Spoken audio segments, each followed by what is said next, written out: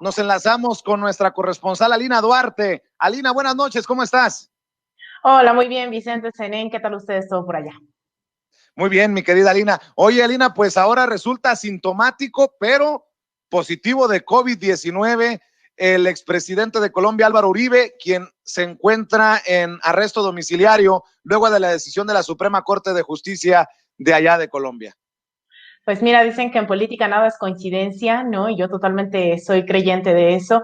Qué mejor forma que desafanarte de juicios que están prácticamente conmocionando a toda la región, no solamente en el caso de Colombia. Ayer hablábamos de la importancia que significa juzgar a alguien como Álvaro Uribe, que bueno, ahora está en temas de corrupción, ¿no? De haber presionado a testigos, pero quien es una pieza fundamental en la ultraderecha en América Latina. Entonces, que ahora venga y diga que tiene coronavirus, me parece una de sus últimas jugadas, ¿no? Para ver qué puede pasar si alguien se apiada de él.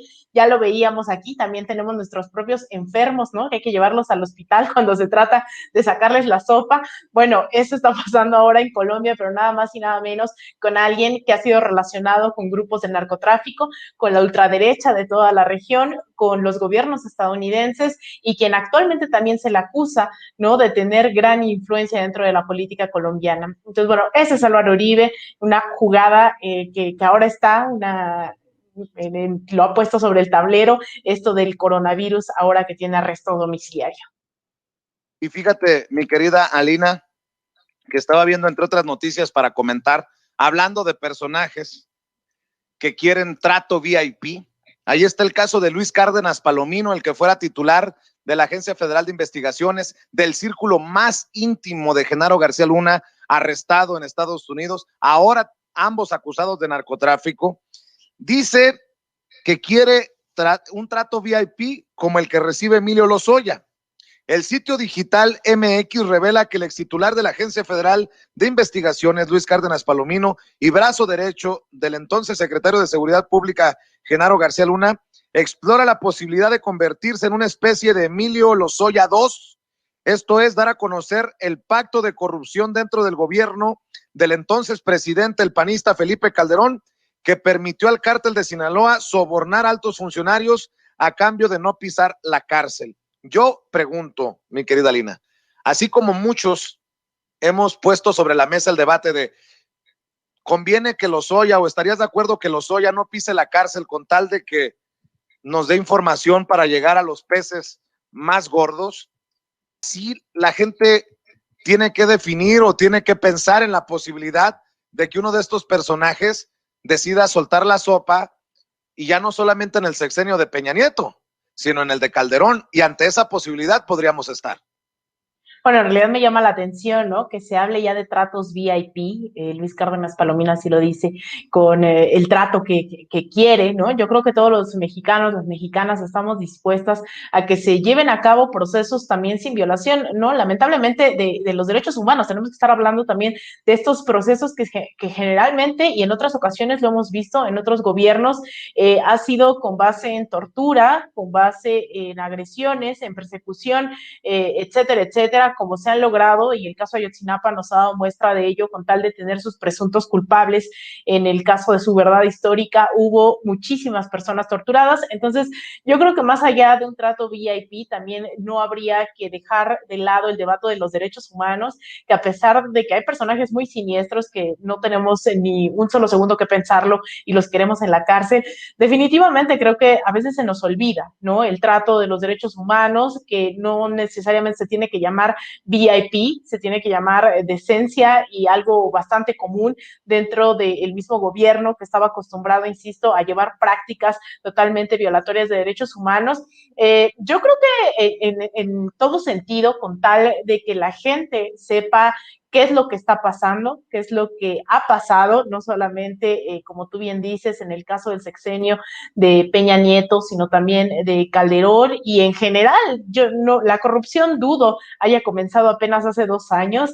Yo creo que estas verdades que sí son históricas tendríamos que estar dispuestos a seguirlo y sobre todo también, y lo hemos insistido también desde este espacio, que la población se sienta parte de estos procesos judiciales, no dejarlos en manos de uno o dos jueces o quienes están investigando, sino que la gente entienda que estos procesos de justicia son en términos nacionales, pero en bien de la población y esperando sobre todo que sienten un antecedente para que estos no vuelvan a repetirse. Entonces, bueno, más allá de tratos VIP, creo que más de una, estamos emocionadas de pensar que realmente se van a llevar a cabo conforme a los derechos humanos, conforme a debido proceso, conforme a todas las leyes, este tipo de juicios y escucharemos quiénes realmente han sido culpables de hechos siniestros, ¿no? Estamos hablando que en los últimos años no solamente es la corrupción, sino también decenas de miles de muertos y desaparecidos,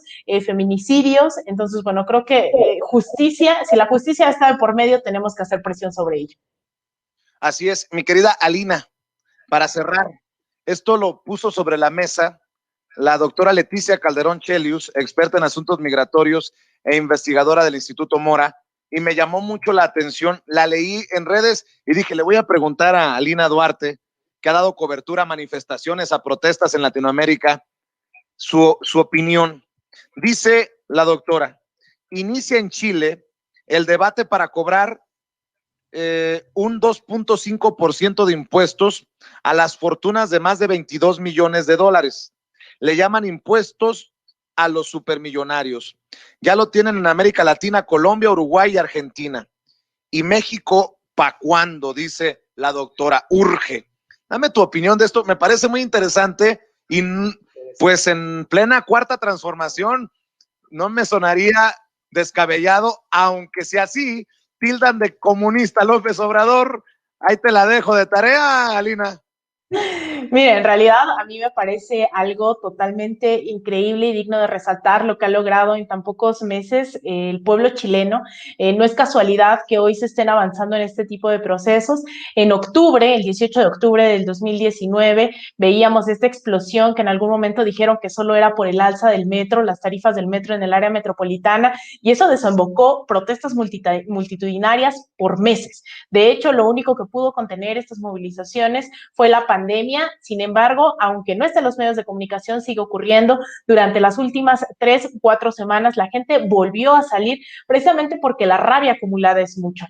La rabia acumulada desde aquel 11 de septiembre de 1973, en que le dieron un golpe de Estado a Salvador Allende y empezó esta dictadura pinochetista, y que la gente poco a poco empezó a desesperarse con los años y que esto explotó durante todo este tiempo. Entonces, durante estos meses hemos visto este tipo de reformas y ha sido solo con la presión popular que se han logrado. Estamos hablando de que están pidiendo una nueva constitución en el país y que próximamente se llevará a cabo un referéndum que ha costado bastante, no solamente trabajo legislativo, sino movilizaciones constantes. También ha habido muchos muertos, muchos heridos, ha habido gente, cientos de personas, más de 300 personas han perdido los ojos, ya sea total o parcialmente, ya sea ambos ojos o solo uno. Imagínense qué crueldad es lo que está ocurriendo en Chile. Les invito, de hecho, a ver unos documentales que hice allá, luego ahí en mi cuenta de Twitter se los voy a pasar.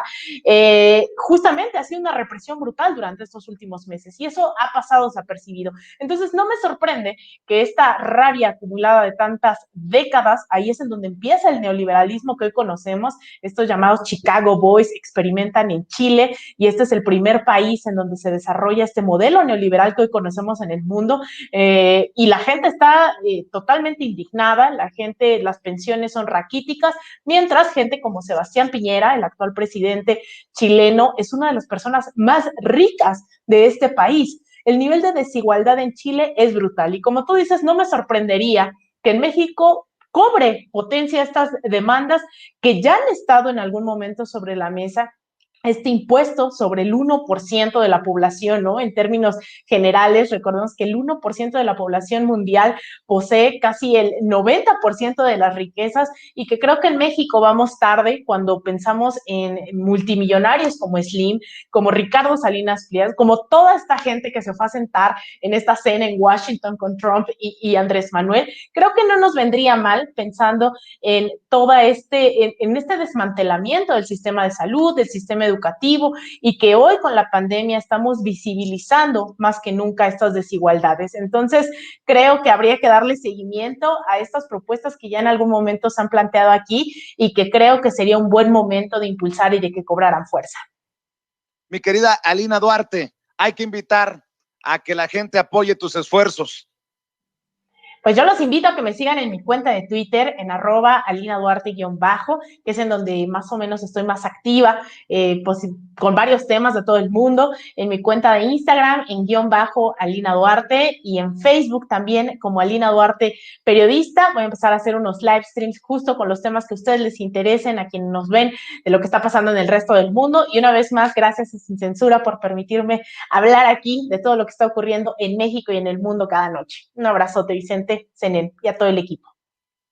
Un abrazo, mi querida Alina Duarte, es nuestra corresponsal Alina Duarte.